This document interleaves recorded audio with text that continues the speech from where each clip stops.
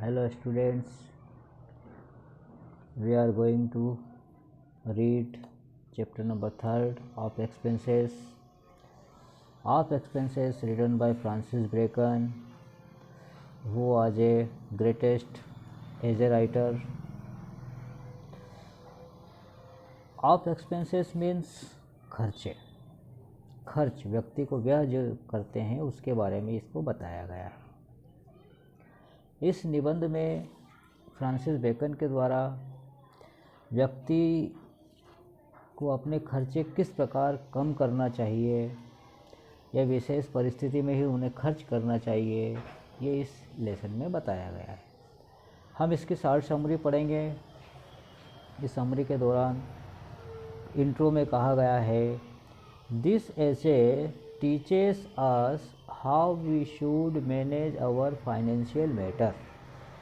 यह निबंध यह बताता है कि हमें हमारे खर्चों में, फाइनेंशियल मैटर्स मतलब होता है वित्तीय मामले, कि हमारे वित्तीय मामलों में किस प्रकार से मैनेज करना चाहिए।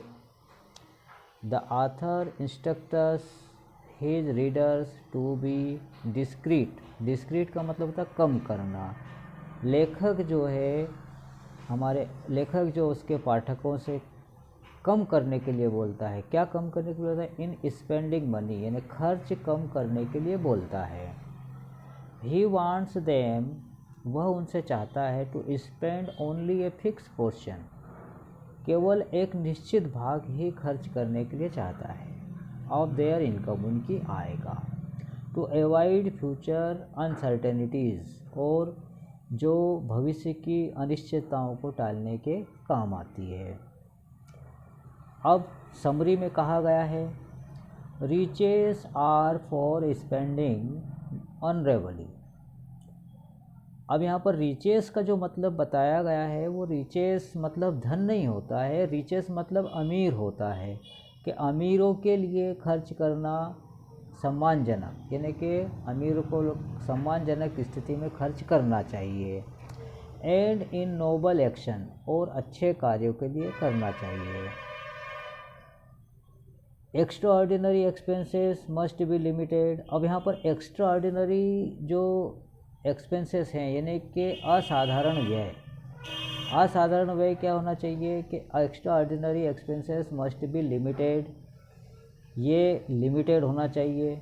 By the worth of the occasion, यानी कि अवसर के हिसाब में लिमिटेड होना चाहिए, अवसर के अनुसार ये लिमिटेड होना चाहिए।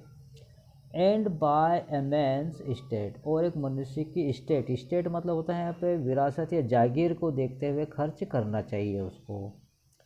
We should spend the money thoughtfully, हमें धन को मतलब बुद्धिमत्तापूर्ण खर्च करना चाहिए, सोच समझकर खर्च करना चाहिए। सो दैट, ताकि the servants might not deceive अस, ताकि नौकर हमें धोखा नहीं दे सके। आर एब्यूज आवर मनी, या हमारे धन का गलत उपयोग कर सके। A wise man's expenses never exceed half of his income, और एक जो बुद्धिमान व्यक्ति जो होता है वो क्या करता है, कभी भी उसके इनकम का आधा भाग ही खर्च करता है, इसके आधे भाग से ज़्यादा खर्च नहीं करता है।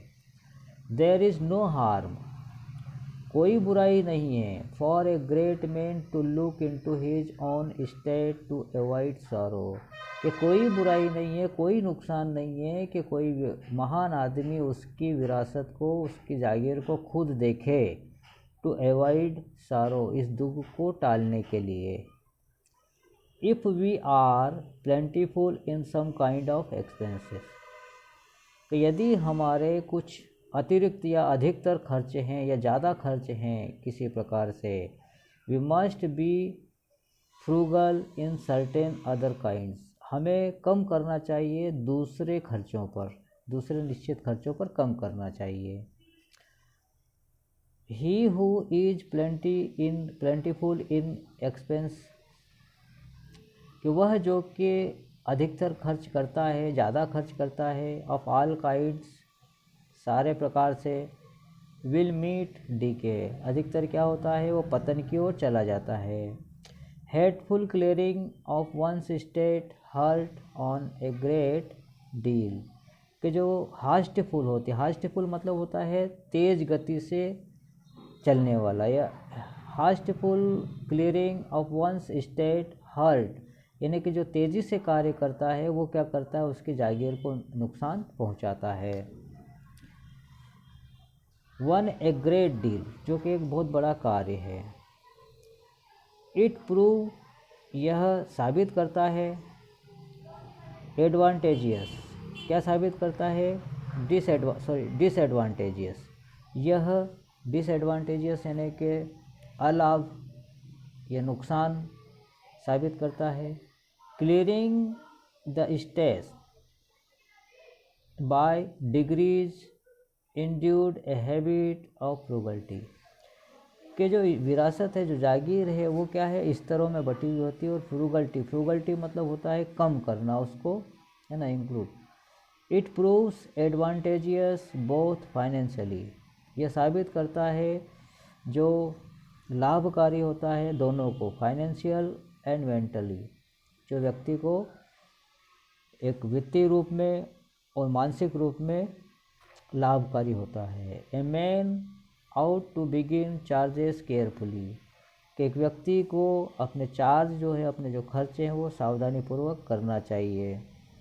It is not silly to curtail petty charges in comparison with stopping a petty earning, यहाँ पर यह कहा गया कि यह कोई मूर्खता नहीं होगी कि हम लोग छोटे छोटे खर्चों को, छोटे छोटे जो है खर्चों की तुलना करें और बंद करें छोटी छोटी अर्निंग। तो मतलब यह है कि छोटे छोटे अर्निंग से ही हम छोटे छोटे खर्चों को कर सकते हैं, है ना। यानी कि अर्निंग अगर कम है और खर्चे ज़्यादा हैं तो भी हम नुकसान में रहेंगे, और यदि व्यक्ति की अर्निंग कम है तो उसे कम खर्च करना चाहिए। या कुल मिला के बात यहाँ पर बोली गई है ऑफ एक्सपेंसेस में फ्रांसिस बेकन के द्वारा, कि यदि व्यक्ति, और वैसे भी दो प्रकार के खर्चे होते हैं, असाधारण खर्चे यानी ऑर्डिनरी खर्चे, और मतलब ऑर्डिनरी एक्सपेंसेस, और दूसरा होता है एक्स्ट्राऑर्डिनरी खर्चे।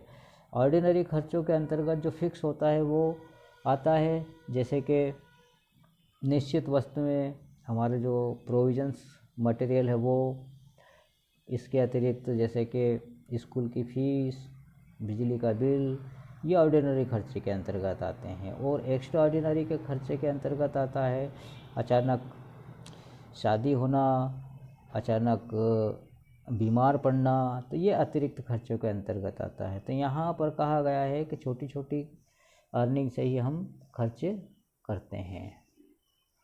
इस प्रकार ये लेसन रहा। इसके जो क्वेश्चन आंसर है वो नेक्स्ट वीडियो में हम लोग करेंगे। Okay, thank you very much.